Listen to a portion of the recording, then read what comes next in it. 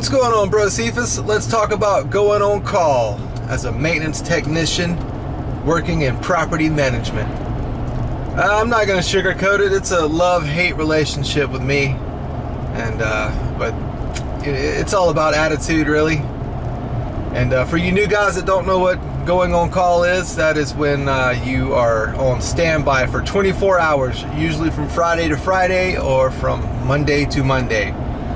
And sometimes the property manager will screen the calls, and sometimes the call goes directly to you, and you have to deal with the resident and deal with their emergency. A lot of times it's not an emergency, and they still get mad when you tell them that you're not coming for that. But it's pretty much up to you. It's your discretion. If you want to come out for something that's not really an emergency, you can come out, at least in my experience anyway. So that's what going on call is. It's really a love-hate relationship. Whenever I could use a little extra cash, I like it. And whenever I don't need the cash, or my kids have an event or something's going on but I'm on call, that's when I don't like it. Which is usually, I mean, I'm not going to sugarcoat it. It was cool when I was young. I didn't mind going on call when I was young and single and no kids. Cool. But as I get older, I don't like it, because I don't like missing my kids' events and things like that. But it's a good time to rack up some overtime, and that's the kind of attitude you got to have. You just say, all right, I'm on call. I'm going to put a smile on my face and rake them over the coals with the overtime. And you just go in it with that kind of mindset, and you'll be fine. All right, I'll roll through a couple of crazy on-call stories that I have that stick out of my mind. I mean, I've got a lot, but I'm not going to bore you guys with story after story. I'll roll through two, and some of you guys can share your stories down in the comment section. That'd be fun. My first story is 4 o'clock in the morning. Of course, would you have it any other way?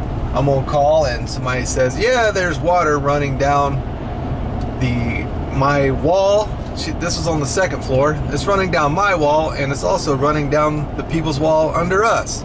So obviously it tells me that the leak is coming from the third floor.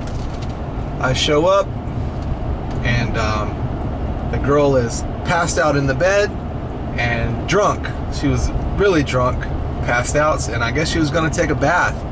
So she turned the water on, put the stopper down, and I guess was just going to lay down until the tub filled up.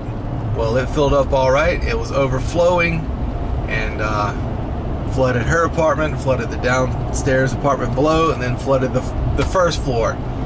And boy, that was a mess. Water everywhere. 4 o'clock in the morning.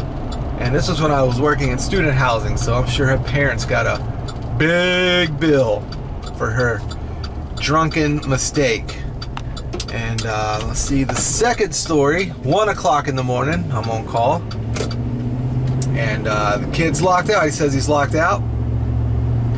And they have the electronic key fob locks. Don't give an 18-year-old an electronic lock. That's the worst thing you can do.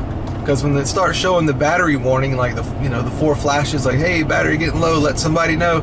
18-year-old kid ain't gonna let you know the battery's low. So he just lets it just die.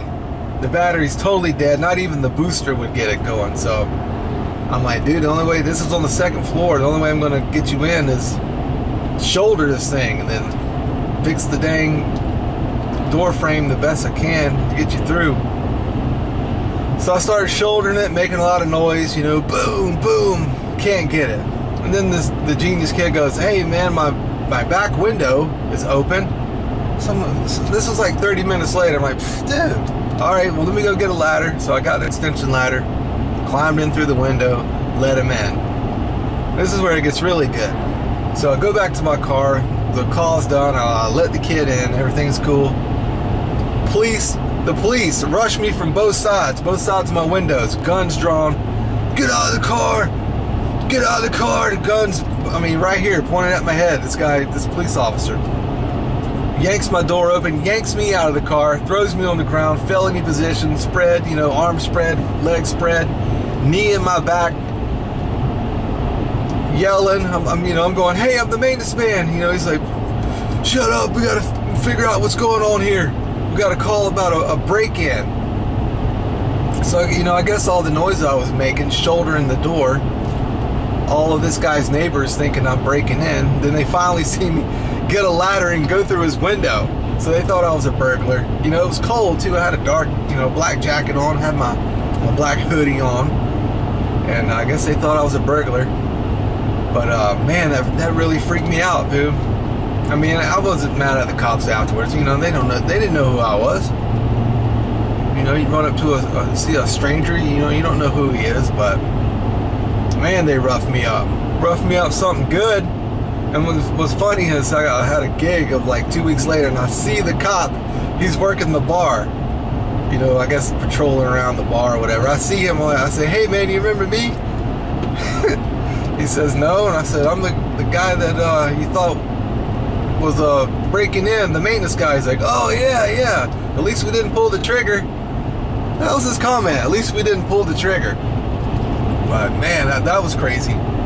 That story really sticks out. The old double gun. I had a gun to my head over here and another gun over here. But that was the third time I've had a gun to my head.